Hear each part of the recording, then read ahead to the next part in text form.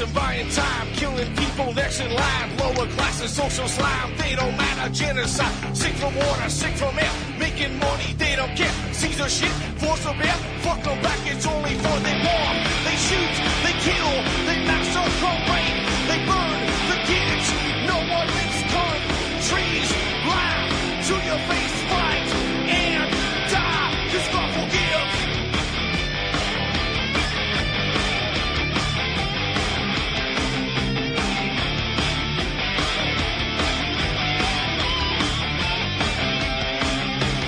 Selling lies and buying time, killing people next in line. Lower classes, social slide, they don't matter. Genocide, sick from water, sick from air. Making money, they don't care. See their shit, force a bear. Fuck them back, it's only fair. They bomb, they shoot, they kill, they massacre, rape. They burn the kids. No one makes countries lie to your face, fight and die. Cause God forgives. Yeah. Coming back around again.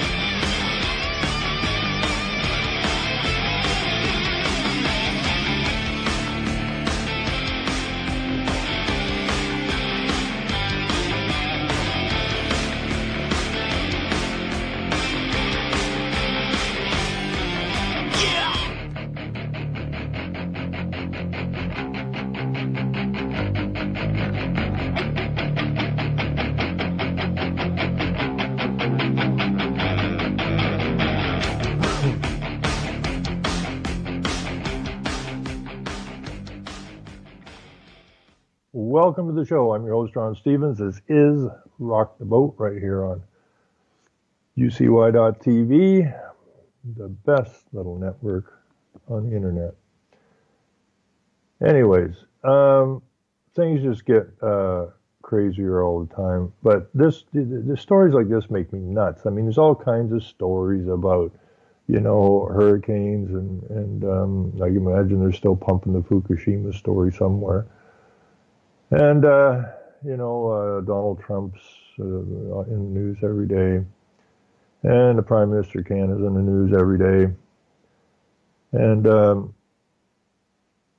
North Korea is going to EMF the world. I mean, come on, give me a break with that one. These are things, this particular story is like down to earth, going on where you live. And this story says that Ontario students' math scores keep slipping, but a little more slowly. Now, was it last year that the government of Ontario discovered that an awful pile of the teachers in grade school, I'm not talking high school, I'm talking grade school, didn't have any capacity to do basic math. Now, you wonder how you got through teacher college and not be able to do rudimentary math, but that seems to be the case. So they took $60 million of taxpayer money to try to train the teachers to do rudimentary math and to have mentors in the school, at least one teacher in each school that had a clue how to do basic grade school math. So it sort of worked and didn't work because the math scores were still sliding, but more slowly. Well, maybe it's 3 years ago.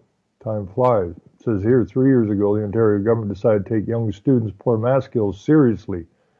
Provincial tests show they're still getting worse.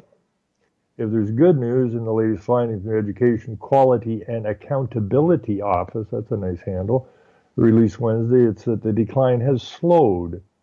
Well, you know, once you get so bad at something, it takes you longer to get worse at it. I mean, it's just the way it is.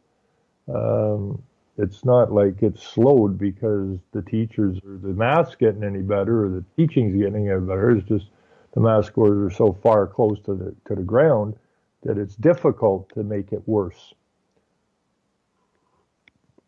Maybe the education ministry's assault on bad math is beginning to work. I doubt it. If so, it's only beginning. There's a reason to doubt that's what's happening. Our elementary school students report that they are less confident in their math skills but that they want to do well in math, the agency's chief executive, Nora Marsh, said in some pretty bland written comments along with the figures. It's good that they want to do well in math.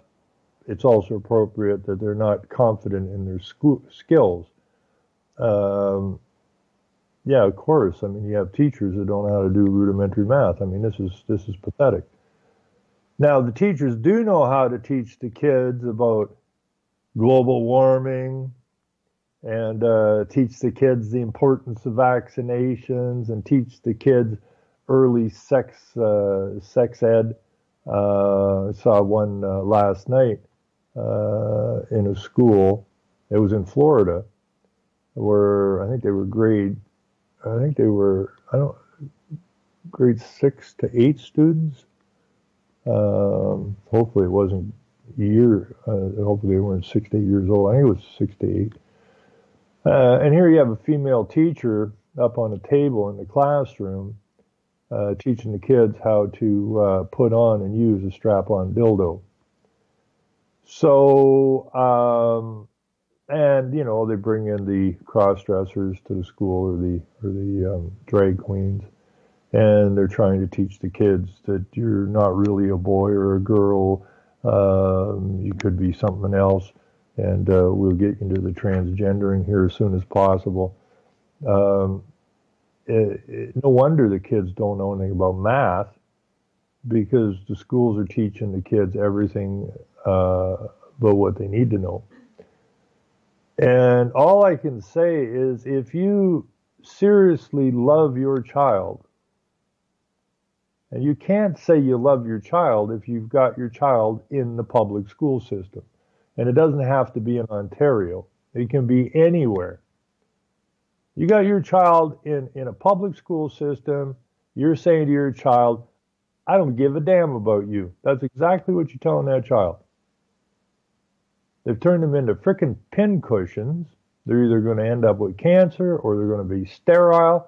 But whatever the outcome of these vaccinations is, it is not going to be good.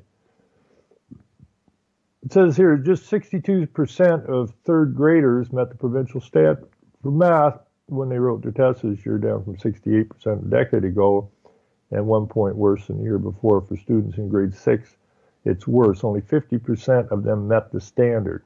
And I can guarantee you the standards are low, down from 61% a decade ago.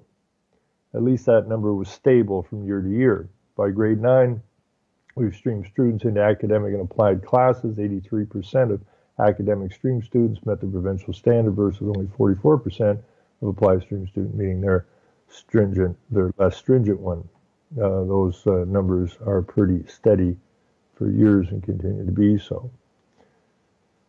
So this is really quite pathetic. And these children are being dumbed down for a particular reason. In reading and writing, half the students in grade 3 who didn't meet the provincial standard proved to hit the benchmark by the time they wrote their second test. In math, only 13% improved from failures to passers last year, down from 17% 5 years ago and 28% a decade before. Now, can you get any worse than that? As a parent, it's easy to see how this happens. My older son is about to start grade 3. Neither his mom nor I have a math heavy job, so we try to speak positively about math, make a point of being seen working things out on paper, talk through the process of estimating things. Last year we realized that he had daily reading homework, but never ever any math. His report card didn't suggest he was a whiz, but he got B's in math skills. It was mid-year before we realized he couldn't reliably do basic arithmetic worksheets when a batch of them came home to make room in a dutang or whatever that was otherwise stated school. There's more to math than numbers operations, but they still sort of important. Now, I don't know what Scissors have got a bunch of comments here. I'm just going to go through a few of these. This kind of thing really, really irritates me. And what really irritates me is that people get conned by the noise. You know, there's all kinds of people out there talking about North Korea. You can't do nothing about North Korea. Okay, that's just noise. And then you got the Donald Trump noise, then you got the Tinkerbell Trudeau noise, then you got your state senator noises, and your state governor noise, and then you got your provincial noise up here as all of these people are pushing these agendas down upon us. The only place you can do anything, and I don't know what I got to do to get this through people's heads, the only place that you can possibly make any positive change is where your feet are. And that's the community you live in. I don't know how you can always ignore what's right in front of your frickin' nose and get dragged off into this noise world of which you have no capacity to do anything about. It's like it's easier, I guess, you know, geez, did you hear, you know, the North Korea is going to EMF us or nuke us or whatever. And did you see Donald Trump's hair? Wasn't that ridiculous? You know, and does Michelle Obama have a dick or what? Who cares about any of that stuff? But I think what happens is it's easier because you can yammer on about that stuff till you're blue in your face and ignore what's right in front of your face. I think it's an excuse mechanism for not doing what you need to do. Anyways, a few of these comments here. Ontario Liberals are very bad at math, so should we be surprised that kids taught by union members whose priority is wages, benefits, and as little work as possible? True. Your statement reflects the ignorance of an indoctrinated ideologue. Learn to listen to and then consider alternate positions or risk being labeled a reactionary crackpot. And that's what happens. The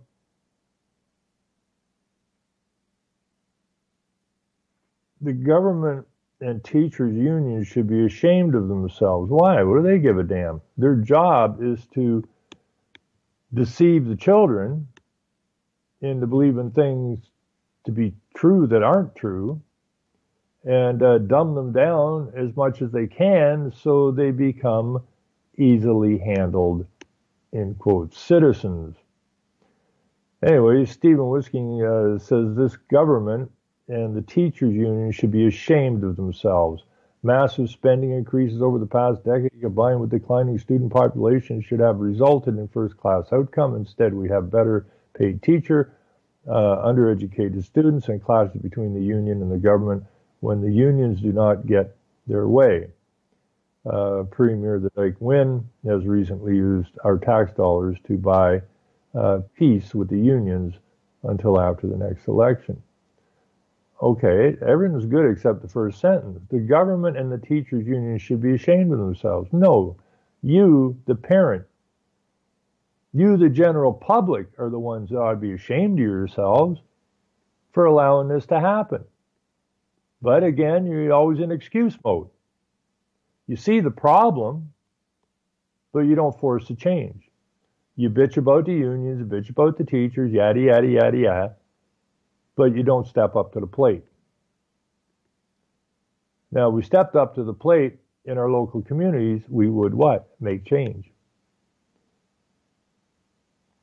Here's an interesting. Allison Partridge Ray says that all governments know it's much easier to govern an uneducated society. Absolutely. The dumber they are, the easier to manhandle. And we know we're getting dumber and dumber and dumber because the legislatures keep coming up with more and more of the most ridiculous rules, regulations, statutes that you could possibly ever have imagined. And we just bow down to it. So that is a very good indication that the society has gone stupid. No, it says Evan, Ivana says, no, we should not be surprised. I didn't even read the whole article. It's all about the same all over and over in the media. Will it change something? I doubt.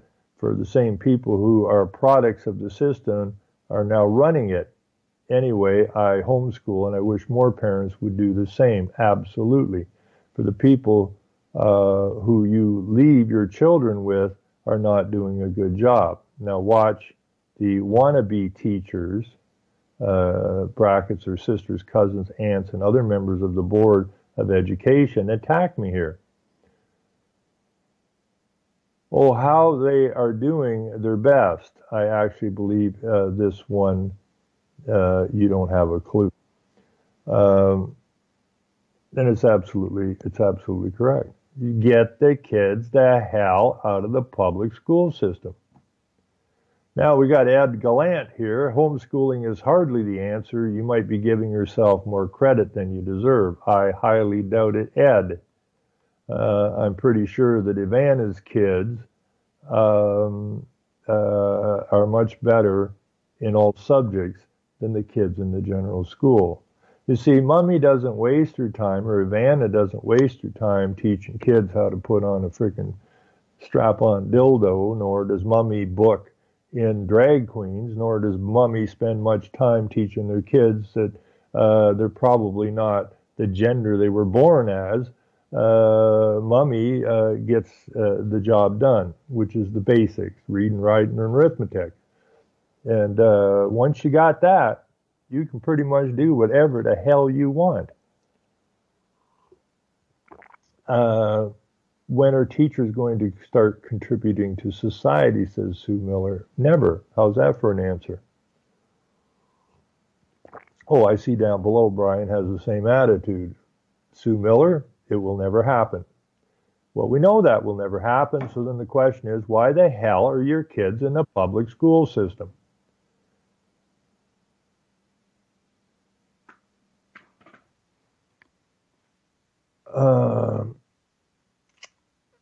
I quit school when they changed the math, actually. It was one of the things that drove me from the school. Math is quite simple. Once you teach someone the basics, then everything else follows.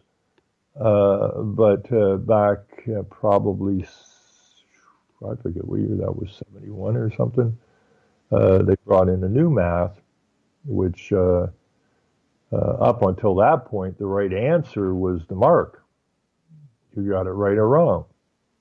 So if you had 10 math questions and you got 10 of them right, you got 10 out of 10. If you got 8 right, you got 8 out of 10. In about 1970, they brought in this new system where the question or the math thing is broken down into 5 pieces. And each piece of the question is worth 2 marks, which means the correct answer is only worth 2 marks.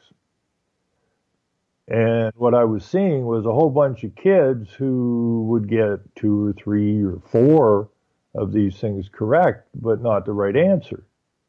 And they were getting 8 out of 10 on a wrong answer. And this is their math skills. And I always just use scratch pads, always have, always will, because the only thing important to me is the answer. And I would just use my scratch pads and put down the answer. And from getting very good marks in math to absolute garbage mark in math, because if I had 10 questions, which are worth 100 points, I got 10. Because I got all the right answers, but my answers are only worth 2. And the other kids who had a hard time tying their shoelaces were getting very high marks all of a sudden. But they never get the right answer. So the education system is not only broken, it's purposely done that way. to stupefy, frustrate the children. But when I read that story that most of these grade school teachers, the teachers didn't know how to do basic math, and they had to go and spend $60 million and then have mentors in the school, one teacher per school who is qualified in basic math. So if a qualified teacher is having a hard time teaching basic math, they can call upon the one teacher in the school who supposedly has a clue how to do basic math to help the teacher teach the children. But the problem is the teachers are product of the system that they're teaching in.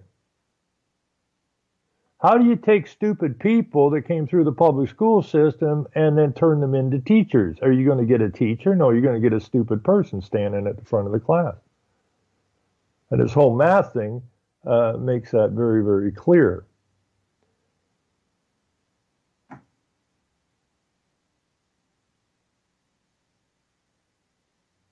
Now, this is the other thing. I've read this about 3 or 4 times through here. They're blaming the liberals.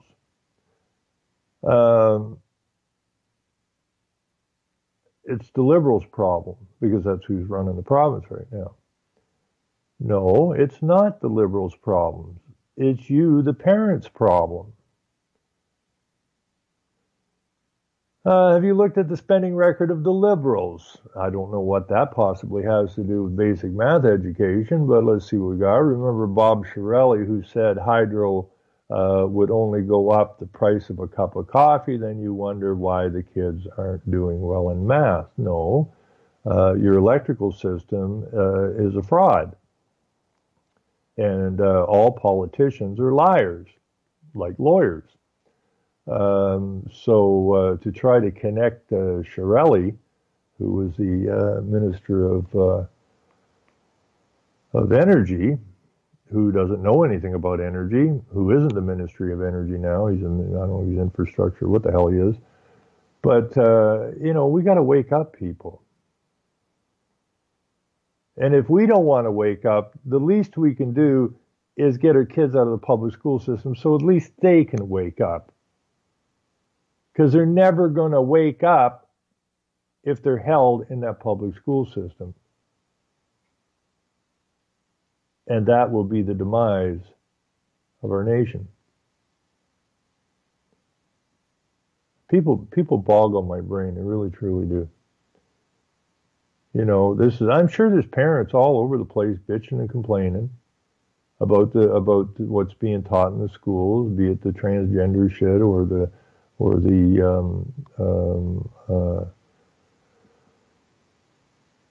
global warming crap. A lot of parents believe in that because they came through the same school system. But they're always bitching and complaining, but they never, ever, ever, ever, ever want to take responsibility because they were taught in school to bow down to the authority.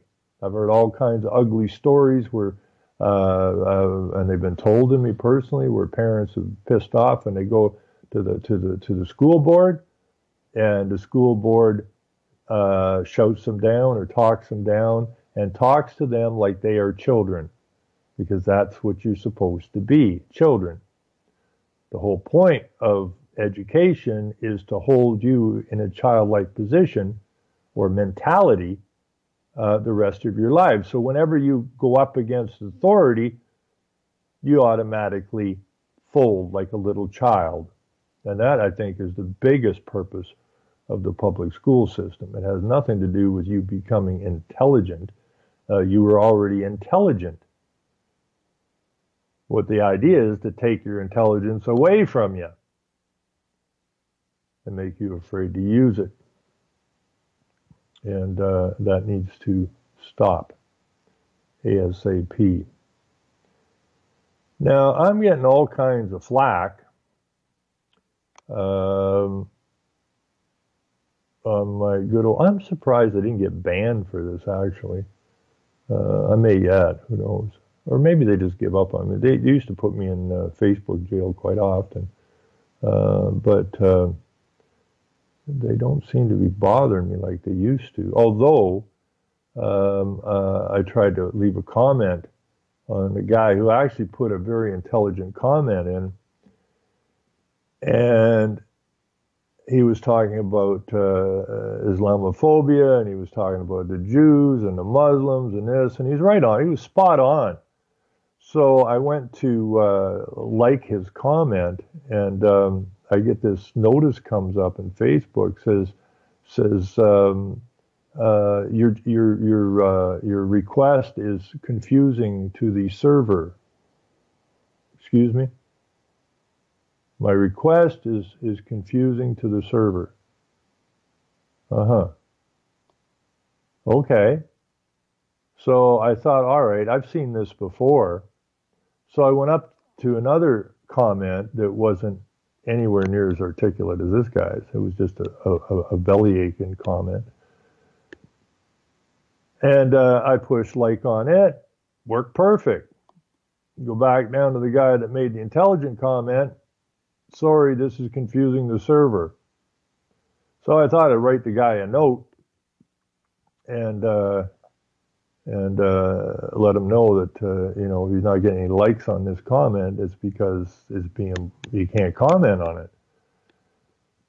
And then I went and I hit enter to put my comment in, and I get another notice that either the server's still confused or the article that I'm leaving the comment on actually doesn't exist, although I'm reading it. So I left that guy a note just to let him know the censorship is getting pretty weird. Anyways, I had a couple of people on, two people jamming at me at the same time on a post I made, bitching and complaining about the issue of the Jews and Muslims or whatever. Or no, it was. Oh no, I know what it was. I made a meme or whatever you call those things with Tinkerbell Trudeau dressed in his Muslim outfits. Just grabbed a couple of pictures off of Google, and so the top three pictures is of him in his Muslim garb, and the bottom picture is a bunch of Muslims. It says radical Islam, death to America, death to Israel, death to the West. And then we have a little picture of Trudeau holding up a red rose like his daddy used to do. And I can't read what it says here. Islam, the religion of peace or something. So I put a picture in here of Trudeau and the Minister of Immigration, who's a Somali Muslim. And the people were jamming on me about this picture. And I put a little note here, PM Trudeau with Muslim Minister of Immigration. Trudeau is a Islamic supremacist, because I'm sick and tired of this white supremacist bull crap. So I thought, all right, if I'm a white supremacist, then Trudeau is obviously an Islamic supremacist. So these two people were jamming away at me. And I like this. I actually like this sometimes because sometimes they shut up quicker than others, but sometimes it takes a little bit.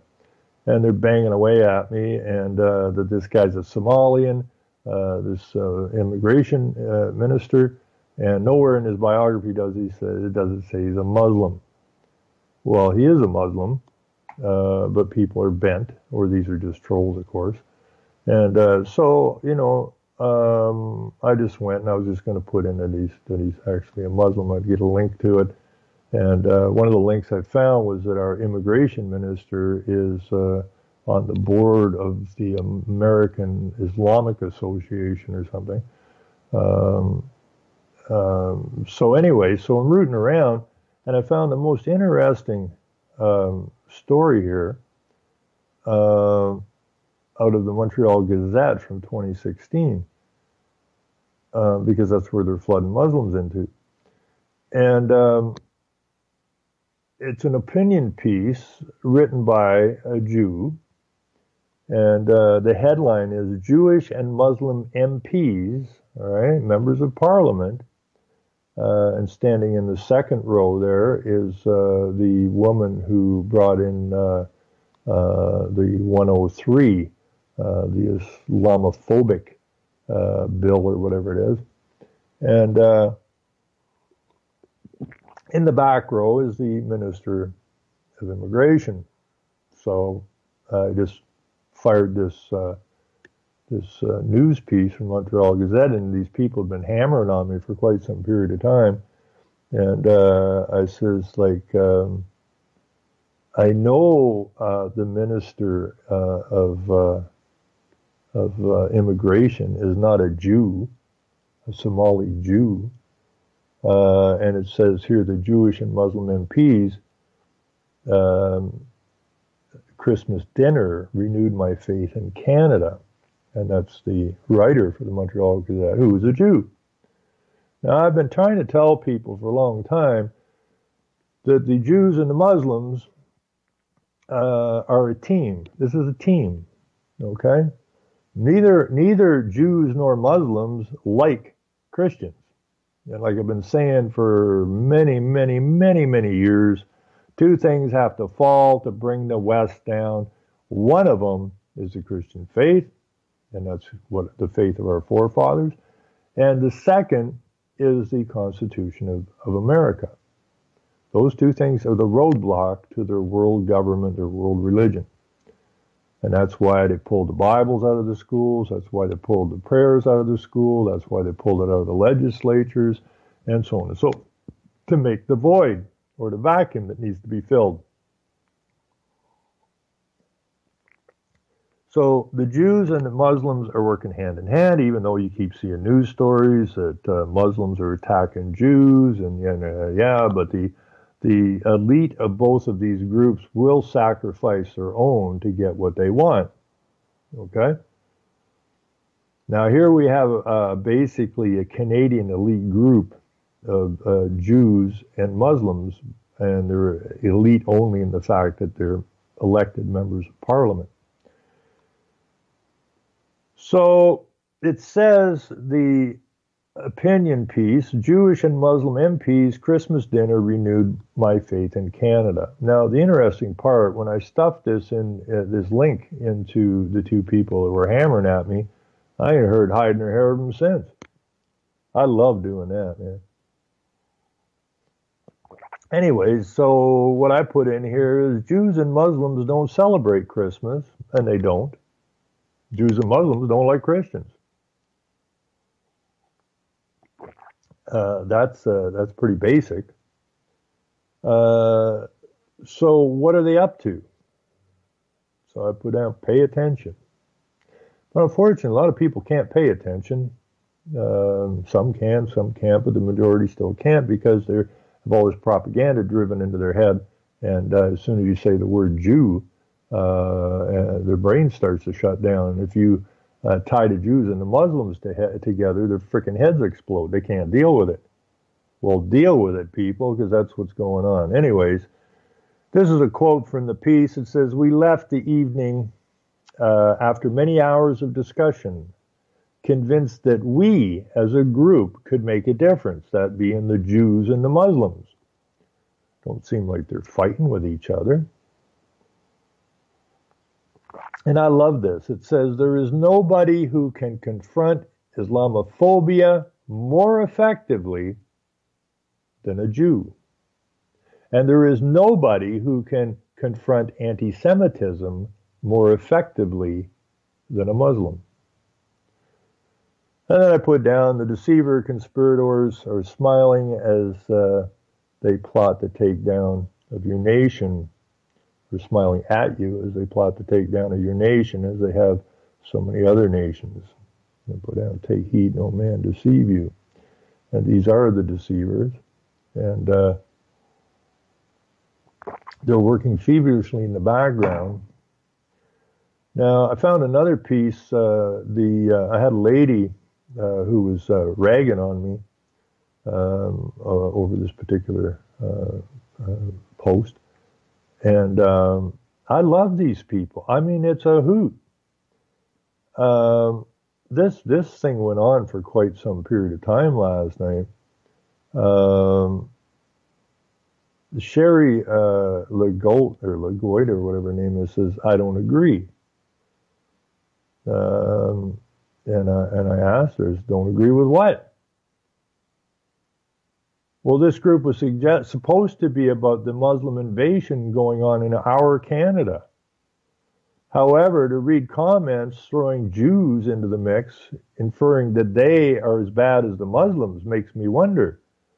The Jews haven't hurt anyone in this country, are struggling to keep Israel, and I believe they are the most persecuted religion on the face of the earth. Well, I'm glad you believe that. It doesn't matter what you believe, it's what is that matters.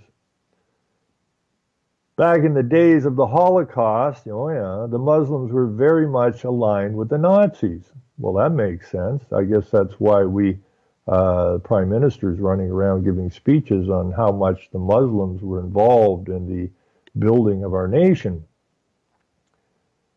If this patriot group or any other is to achieve any degree of success, then this infighting must stop. Well, there's nobody in fighting in here except you.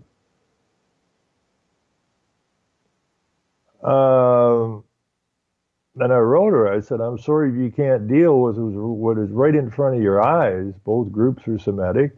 Neither group likes Christians. This is a Christian nation. The research is easy if you know what you're doing. The plan is in place and is being activated. Denial will not change the facts. She writes back and says, this is a Judeo-Christian nation. I have many friends who are Christian and Jewish. What plan are you referring to? Flat-out racism won't change the facts either. Now, she's bitching at me about being a racist, but she hates Muslims because she's saying, I thought this was a patriotic site about the invasion of the Muslims into Canada.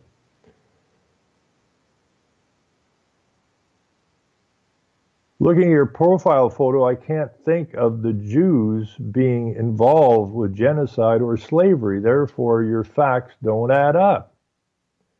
And this is what I love about these people. They spew this nonsense. I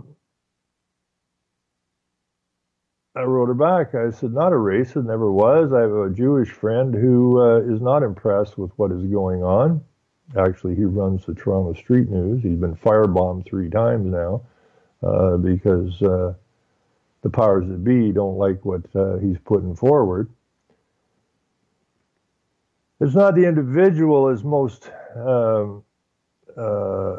regardless of race or religion, knows what's going on. Ignorance is not bliss. And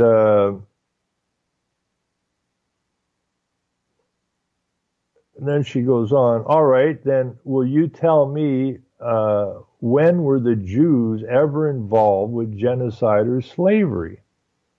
And I thought, who is this twit? So it took about 2 seconds. Go hit Google, and here we have how culpable were the Dutch Jews in the slave trade by a Dutch Orthodox rabbi. They were up to their necks in it, according to the Dutch Orthodox rabbi. So she writes me back and goes, oh, good for you. You found a historical nasty about Jews. Now, how can you even begin to equate that with the 1400-year war that Islam has been engaged in, trying to take over the planet? There are always exceptions. Generally, Jews are quiet people. That's because they're sneaky. They don't integrate, okay? Who work hard and assimilate very easily. No, they don't. They appear to assimilate, but they're here to do a job. And to do that job, they must gain your confidence. Okay, that's not assimilation. That's called a con job. Now I'm done here, and obviously you will never be on my friends list. So says Sherry.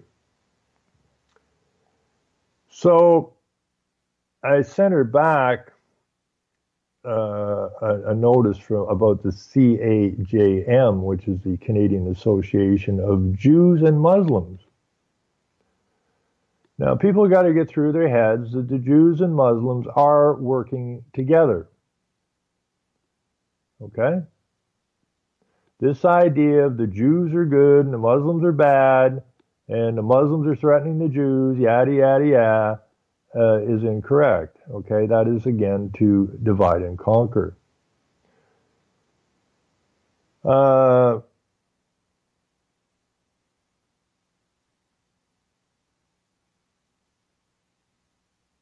So I read your link. So if the Jews and Muslims are such great friends, then why does Islam want to annihilate all the Jews and Christians? They will annihilate some Jews to play the game, because those who run in the show really don't give a shit about their own people or anybody else. Okay? These are very satanic dogs. So it's the Christians that they wish to annihilate. It's the Jews that call the Christians goy. It's the Jews that say that we are basically cattle. Okay, and they turned us into cattle through their legal system, through their Talmudic laws. Okay, and we serve them. We pay them taxes. Okay, and that's just the way it is. So it's an obvious thing to have the Muslims and the Jews working together, because they have a common enemy. Race is an imaginary thing the elite use to divide us, so we fight amongst one another and do not work together to shut them down. And this group, because she was saying that my Facebook page is exclusively about the Muslim invasion of Canada. It's not exclusively about the Muslim invasion of Canada.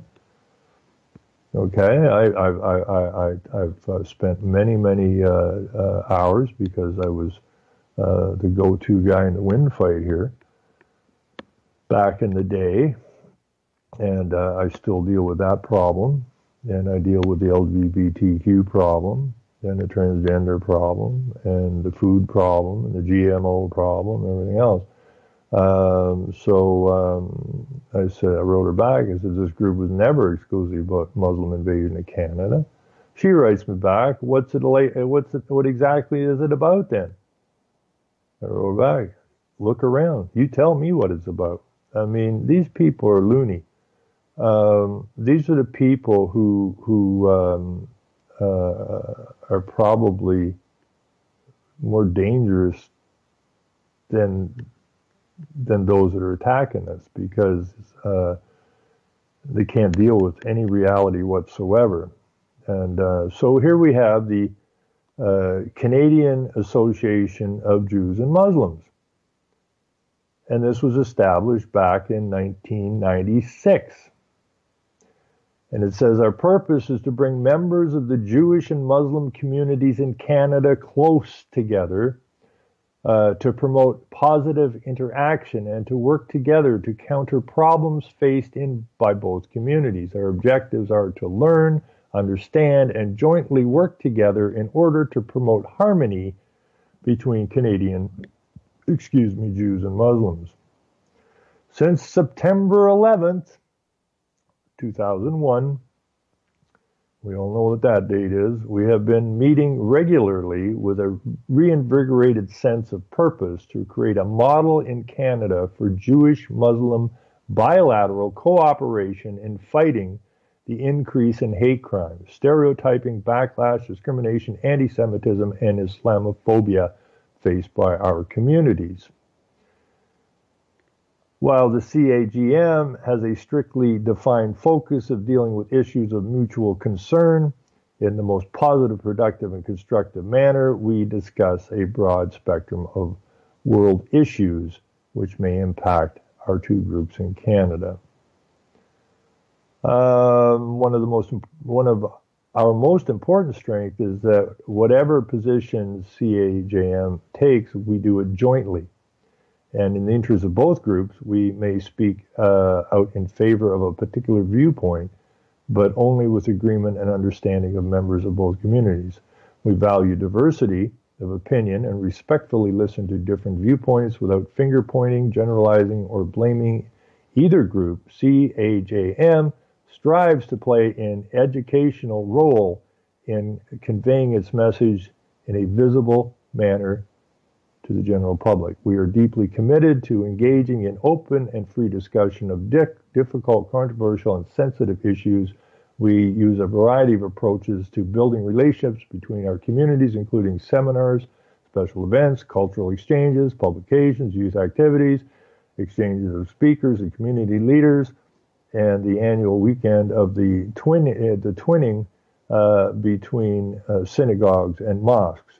We continue to work on our goals of mutual understanding and respect, and are seen as a model of cooperation between Jews and Muslims locally, nationally, and internationally. We invite all like-minded people to join us. Now, you don't see this kind of thing going on between any other so-called religions. So this has been going on since '96. The Jews run the media and the law offices for the most part, but there's not that many of them. Okay, so they're coordinators, and what's coming into our country.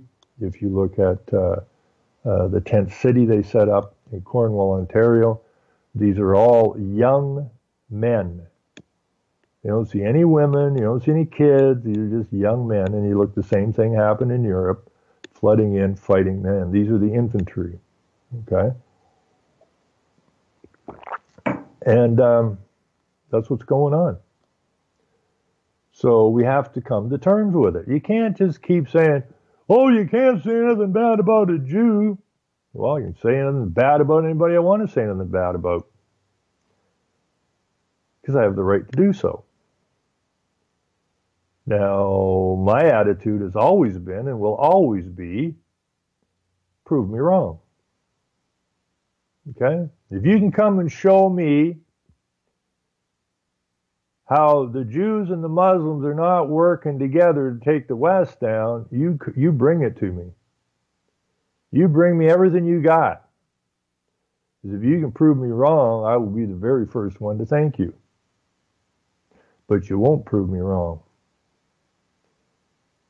Because it is what it is. And you people better get it through your thick skulls that this is what's going down. You got two groups that don't like Christians. And these two groups are doing what?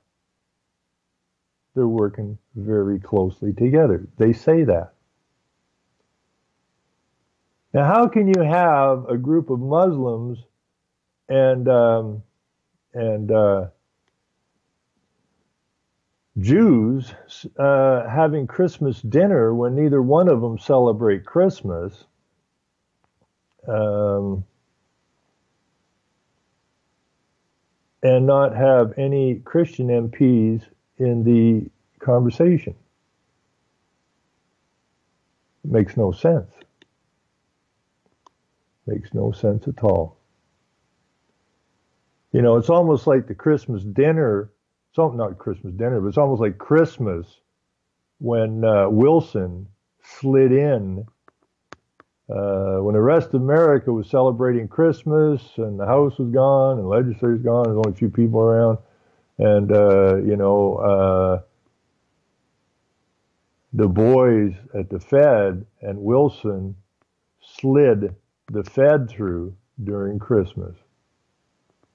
And now we have a group of Muslims and a group of Jews, while everyone else is celebrating Christmas. They're having a Christmas dinner when they don't celebrate Christmas. Doing what?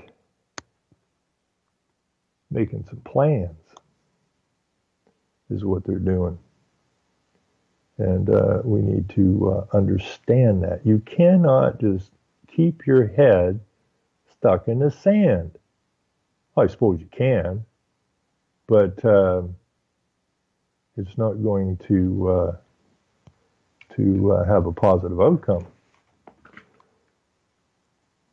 So, but see, I would, I like when people bang away at me because, I'll bang away with them for a while till they irritate me.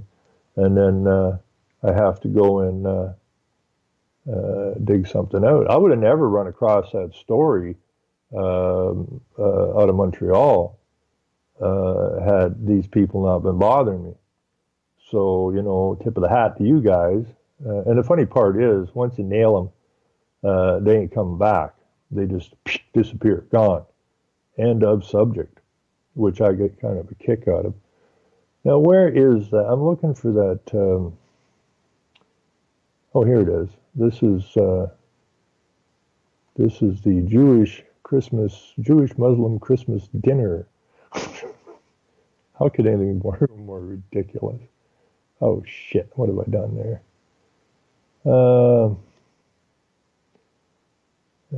Let me see here. There we go. Let me get a hold of this thing. And these are all elected, and they're sitting there with this smile on their faces, and they're going to bring the other face together.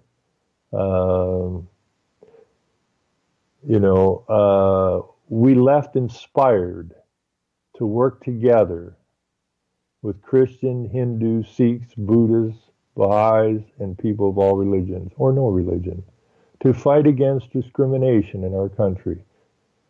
In the same way that Charlie Brown found the real meaning of Christmas in that famous animated special that we see on TV each year. Now, these people got nothing to do with Christmas. But like I said, it's a spiritual psychological war. So this story about Charlie Brown is directed specifically at the Christians. And, they must be good people because they're talking about Charlie Brown at Christmas. Each year, and in the same way, the miracle on 34th Street proved Santa was real. This dinner brought back my holiday spirit. Jews don't have a holiday spirit, or they don't have a Christmas spirit. Okay? They have their own holidays, but it ain't Christmas. Even though any country could go down the path of xenophobia, we in Canada are very lucky. We have a prime minister, a government and opposition leaders who are speaking out in favor of tolerance, understanding, and brotherhood. We have people of good faith across the spectrum who believe that we need to stand up for one another. Not only do we have a charter of rights that protects us in law, but we have a populace that is generally inspired to care. Really? Apparently they can't do basic math. I left that dinner renewed in my confidence that Canada is and will continue to be a beacon unto the world, and that we will have our part to play in making that be so. That would be the Jews and the Muslims. I will be happy during this holiday season, and I hope and pray that my fellow Canadians will be happy and optimistic as well. I will be happy during this holiday season. Of course you will, because you're getting your plans together. Merry Christmas, Happy Hanukkah, and Happy Holidays to all. Anthony Housefather is a member of the Parliament for Mount Royal and chairman of the House Commons Standing Committee on Justice and Human Rights.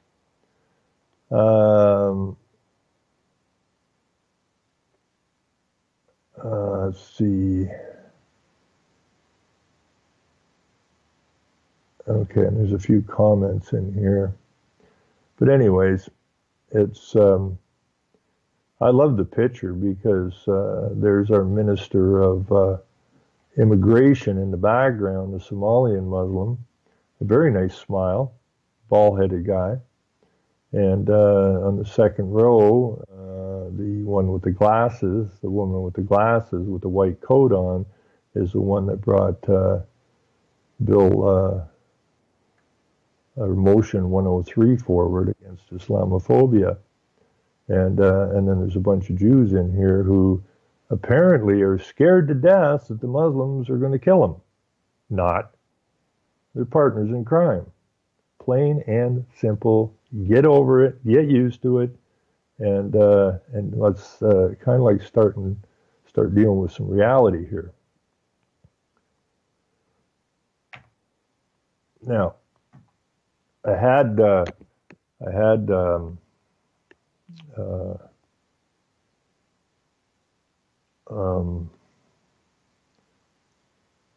mean, there's one Jew I really, really like, and that's the guy that runs the Toronto Street News.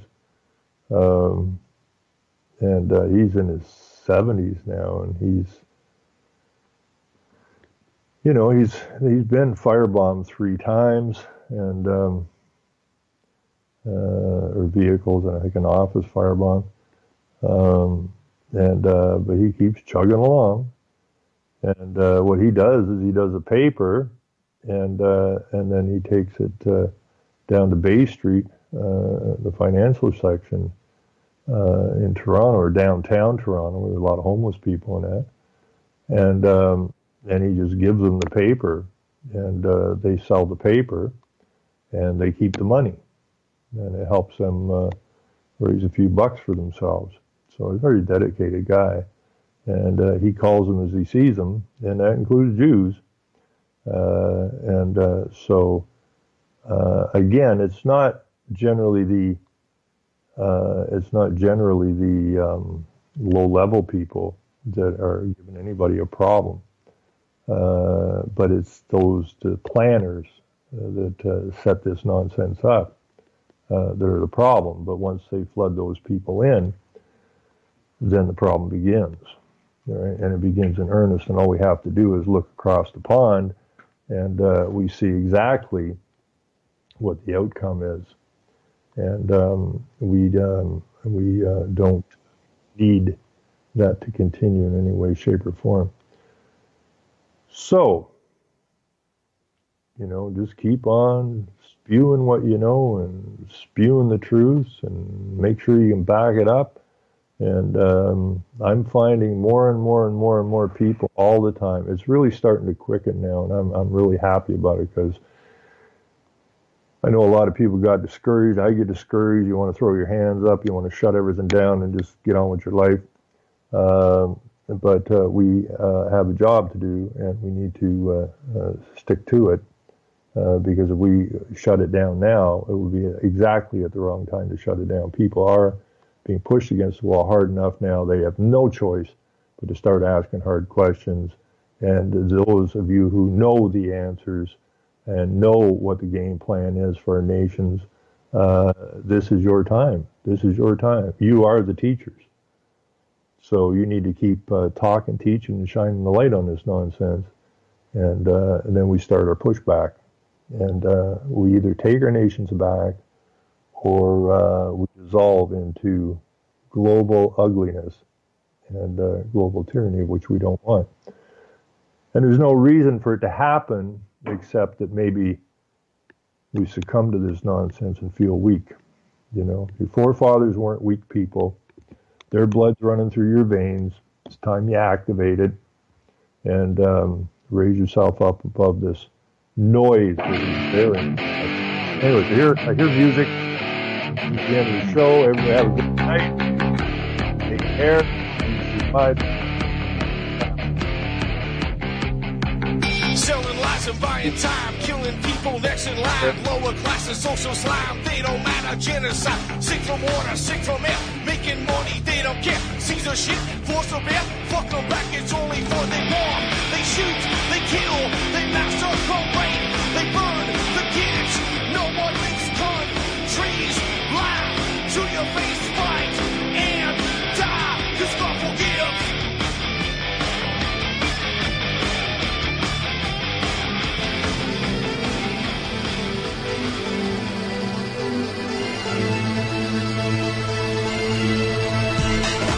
This is our